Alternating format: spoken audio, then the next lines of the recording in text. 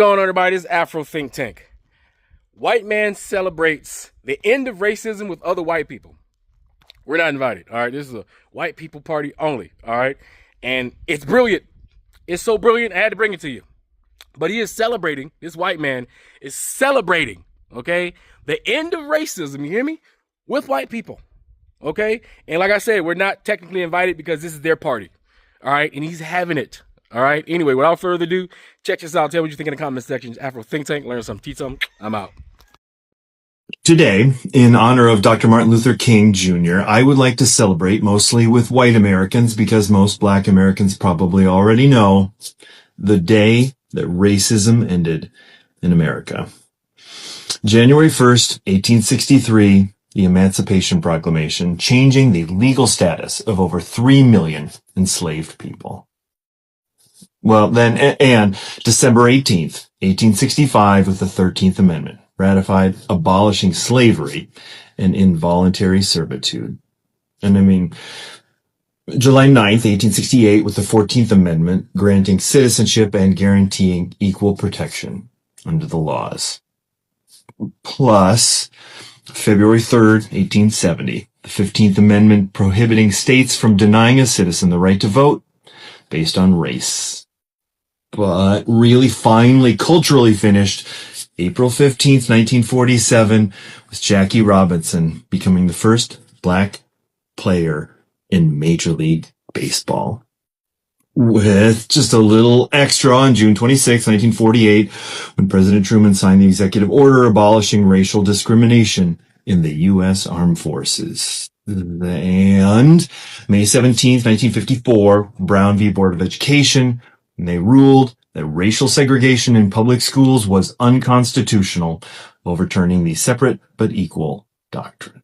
Finishing up in December of 1955 with the Montgomery bus boycott sparked by Rosa Parks and Claudette Colvin's arrest and the year-long protest that led to the Supreme Court ruling that segregated bus seating was unconstitutional.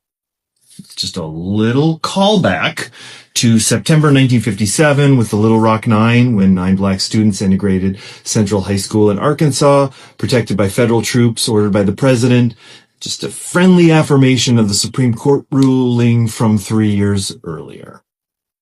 Paired with February 1st, 1960, with the Greensboro sit-ins, when 4 black college students staged a sit-in at a segregated Woolworth lunch counter, triggering a nationwide movement to desegregate all public facilities. And finally celebrating the end of racism on August 28th, 1963, with a March on Washington, when approximately 250,000 people gathered to hear Dr. King's speech, I Have a Dream. With a little after party of August 6, 1965, with the Voting Rights Act, designed to overcome the many legal barriers at local levels that states started putting in place to prevent black citizens from voting. With June 12, 1967, when the Supreme Court struck down all state laws that were still banning interracial marriage a few years before I was born. And then one little thing that slipped through on April 11th, 1968, with the Fair Housing Act, prohibiting the rampant discrimination in the sale, rental, and financing of housing. And then the final day that racism ended, January 20th, 2009, Barack Obama is inaugurated as the 44th president of the United States. I mean, yeah, we did keep having to pass more and more laws to say over and over and over, no, you can't discriminate. And no, not that way either. Yeah, or that way. Yeah, not that way either. So yeah, maybe all of the above created a society where generations of people that looked like me sort of grew and prospered, while people of color had to use a lot of their energy every day fighting to get like fair housing and jobs and education and loans and relationships. Right. Well, having law enforcement and public officials that kind of at best didn't help them, but more commonly probably like were more adversary despite all of those laws. Yeah. If we don't really learn this and understand that history, and then we see like levels of black home ownership and arrest and incarceration, education and employment, I guess it kind of makes sense that some of us misplace the cause and find like flaw and fault and weakness in the black community itself.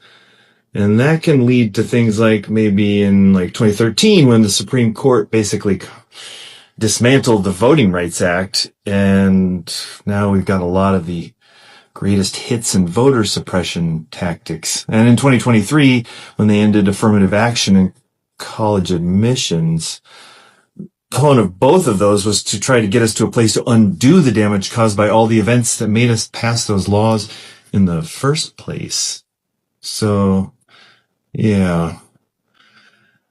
It's possible that that day isn't here yet. I mean, Ruby Bridges is younger than the president.